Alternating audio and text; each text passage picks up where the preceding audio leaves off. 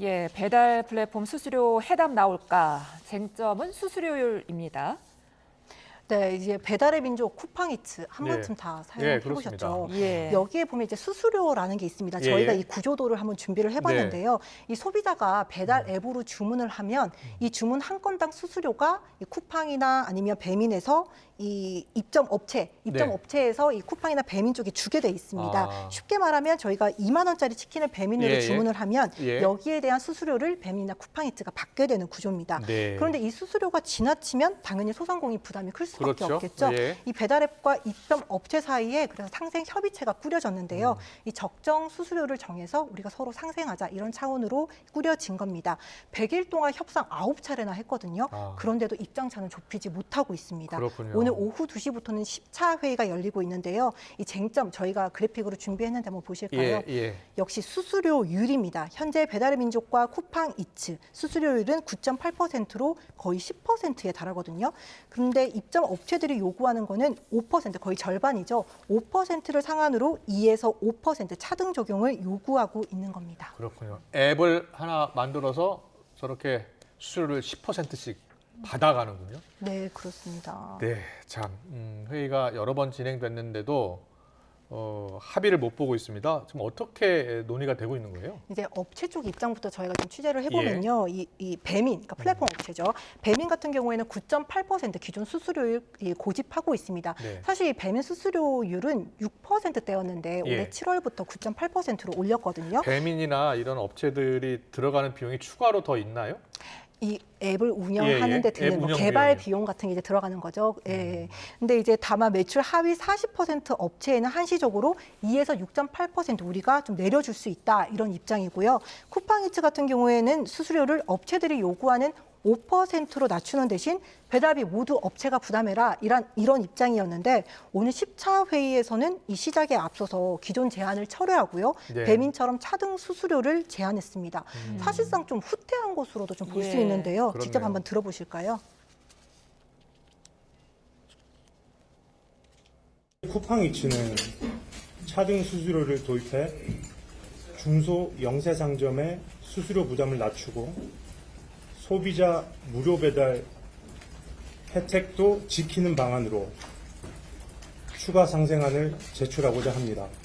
제가 이제 후퇴했다 이렇게 말씀을 드렸는데 네. 그만큼 입장차를 좁히지 못하고 있는 거거든요. 그래서 이런 상황을 조율하려고 전문가들로 구성된 이 중재를 하기 위한 공익위원들이 있습니다. 예. 이분들이 내놓은 중재안이 있는데 저희가 그래픽으로 준비했습니다.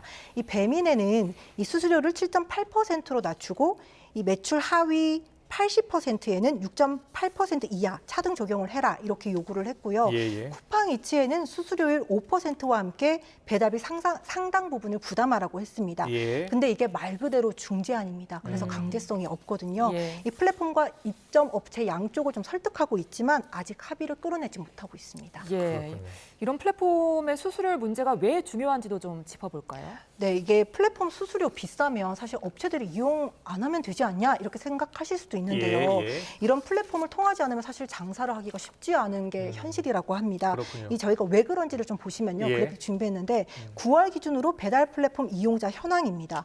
배민 무려 2천만 명 넘고요. 쿠팡이츠 800만 명대, 요기요는 500만 명대입니다. 2개 이상 배달 앱을 사용하는 이 경우를 전제로 해도 국민 절반 정도가 이런 앱을 통해서 주문하고 있는 겁니다. 그렇군요. 현실이 이렇다 보니까 소상공인 입장에서는 울며 겨자 먹기로 이런 앱을 통해서 장사를 할 수밖에 없는 거거든요. 네. 이 인건비나 재료비 같은 이 기본적인 원가가 계속 오르는 상황에서 수수료율도 꽤 높다. 10%면 굉장히 높잖아요. 그러니까요. 그러다 보니까 예. 부담이 클 수밖에 없는 겁니다. 이 소비자들은 배달 앱을 통해서 주문하면 저희가 요즘 무료 배달 받는다고 하잖아요. 예. 근데 이게 사실 따지고 보면 무료가 아닙니다. 그렇습니다. 입점 업체들이 절반, 배달비의 절반을 부담하고 있거든요. 예. 이 업체들은 그러니까 2만 원짜리 팔고 나면 수수료 10%에 배달비 절반까지 부담을 하다 보니 남는 게 거의 없다고 하소연하고 있습니다. 저희가 이 업체 쪽 입장 네. 들어봤거든요. 들어보실까요?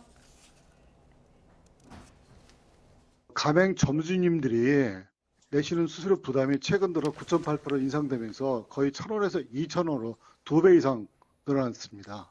열심히 장사하셔서 버는 수입보다 배달 수수료 내야 하는 금액이 더 큰 정도로 지금 배보다 배꼽이 큰 상황이 벌어지고 있습니다. 이렇게 부담이 크다면 어떻게 될까요? 업체는 사실 살아남기 힘들 것 같은데요. 업체는 망하거나 예. 아니면 살아남기 위해서 물건값을 올릴 수밖에 없겠죠. 네. 그래서 이런 상황을 막기 위해서 오늘도 중재가 이어지고 있는 건데 좀 밤 늦게 결론을 낼 수 있을지는 좀 지켜봐야 할 것 같습니다. 그렇군요. 예. 예. 우리가 배달 앱을 이용하는 이유가 소상공인들도 위하고 또 배달해 주는 분도 위하고 서로가 다 상생을 해야 되는데 지금 보면은 배달 앱 회사들의 배만 불리는 건 아닌지 그런 비판의 목소리가 계속 나오고 있는데요.